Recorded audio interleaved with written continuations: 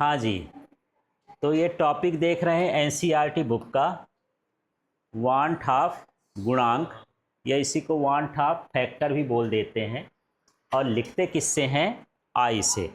पर इसकी ज़रूरत क्यों पड़ी?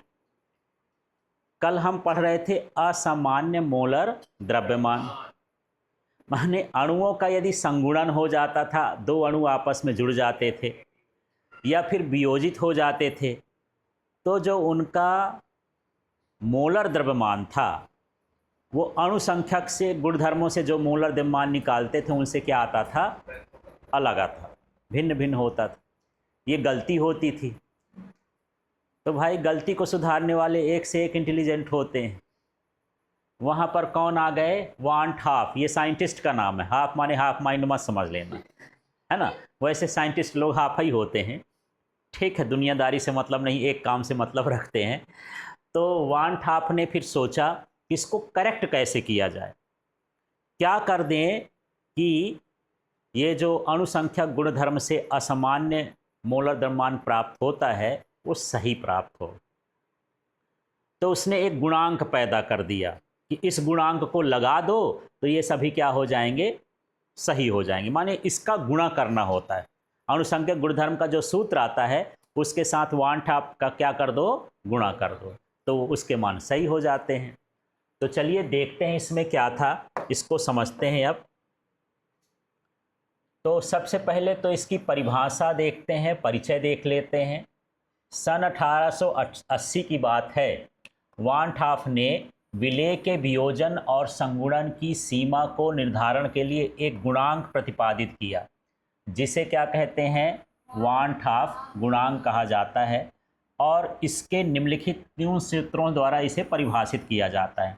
ऊपर का आप भूल जाना, कोई ज़रूरी नहीं, है ना, कि वो कब दिया, कैसे दिया, उसको छोड़ दो। ये जो है ये ज़रूरी है, इसी से परिभाषा बनेगी। ऊपर परिभाषा नहीं है, उसका सिर्फ परिचय है, ठीक है। उसकी परिभाषा यहाँ पर है। यदि आपसे पूछा जाए कि वांट हाफ गुणांक क्या है, तो वांट हाफ गुणांक ये है, ठीक। परिभाषा क्या लिखोगे?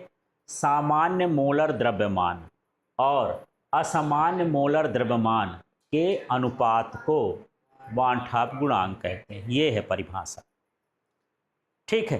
तो सूत्र लिखा रहेगा तो परिभाषा बना सकते हो।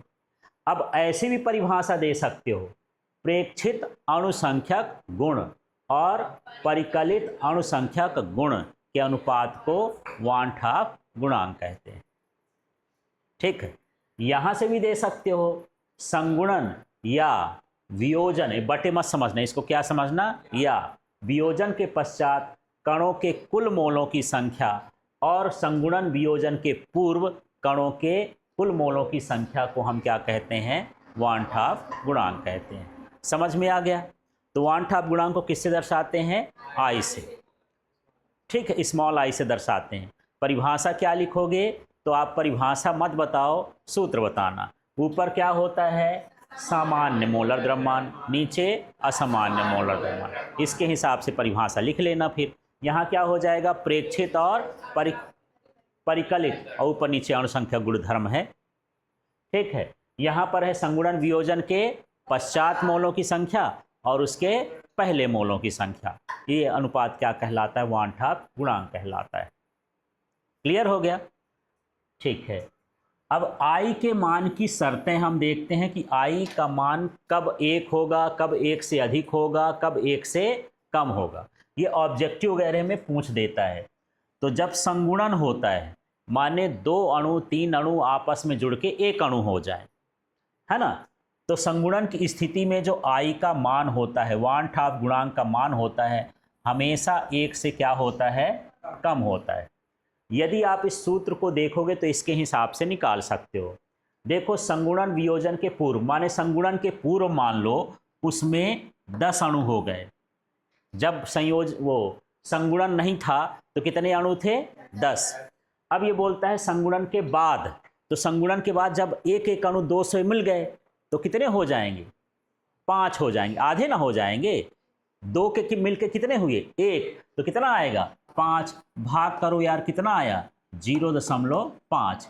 इसका मान 1 से कम आया कि अधिक आया? 1 से कम आया।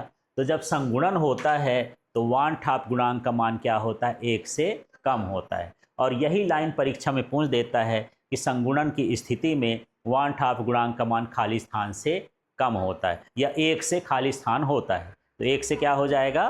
कम हो जाएगा। समझ में आ गया इतना? अब यदि वियोजन हो जाए तब क्या करेंगे? वियोजन का मतलब है अणु टूट जाता है ना, 1 के 2 हो जाते हैं, तब उसमें वियोजन का क्या होगा? तो आप खुद अंदाजा लगा सकते हो, 1 से कम होना चाहिए कि 1 से अधिक? हाँ, यदि आपने 10 अणु लिए KCl के, किसके? पोटेशियम क्लोराइड कल पढ़े थे ना, तो उधर जाके K+ अलग हो गया, Cl- अलग हो गया, तो 10 के कितने बन गए? 20 बन गए। कितने बन गए? 20। अब भाग करो, कितना आ गया? 2। इसका मान 1 से अधिक है कि कम है? अधिक है। तो देखो वियोजन की स्थिति में क्या होता है, I का मान हमेशा 1 से कैसा होता है? अधिक होता है। जैसे जलीय KCl के लिए I का मान कितना आ गया है? देखो 2। ठीक है, इस तरह से।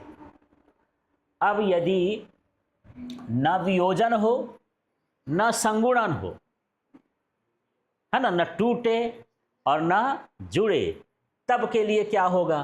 तो भैया हम 10 अणु मेरे पास थे, बाद में भी कितने हुए? 10। भाग करो, कितना आया? 1।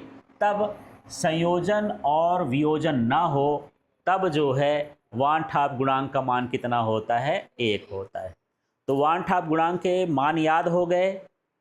संगुणन होने पर 1 से कम, है ना, वियोजन होने पर 1 से अधिक, और जब कुछ ना हो संयोजन वियोजन तब होगा 1 के बराबर। ठीक है। अब देखो, अब संशोधित अणुसंख्यक गुणधर्म समीकरण कैसे बनेंगे? ये सारे गुणधर्म जो है गलत हो गए थे संगुणन और वियोजन के कारण, तो इसने इसको सही किया। तो सही क्या करेंगे? सूत्र मेरे पास था, अभी मैं बताया था कि इसका नाम है गुणांक, माने I का सिर्फ क्या कर देना है? गुणा कर देना है। सूत्र में सिर्फ क्या कर देना है? गुणा। तो देखो, वांट हाफ गुणांक को शामिल करने पर चारों अणुसंख्यक गुणों के समीकरण निम्नलिखित हैं। अब हमारे पास 4 अणुसंख्यक गुणधर्म थे ना, वाष्प दाब का आपेक्षिक अवनमन, क्वथनांक का उन्नयन, हिमांक का अवनमन और विलयन का परासरण दाब। तो देखो, वाष्प दाब के आपेक्षिक अवनमन का सूत्र ये था, वैसे यहाँ x2 था, माने वाष्प दाब का अपेक्षिक अवनमन विलेय के मोल प्रभाज के क्या होता है? समानुपाती। तो मोल प्रभाज को N2/N1 लिखते हैं। इसमें सिर्फ क्या घुस गया है?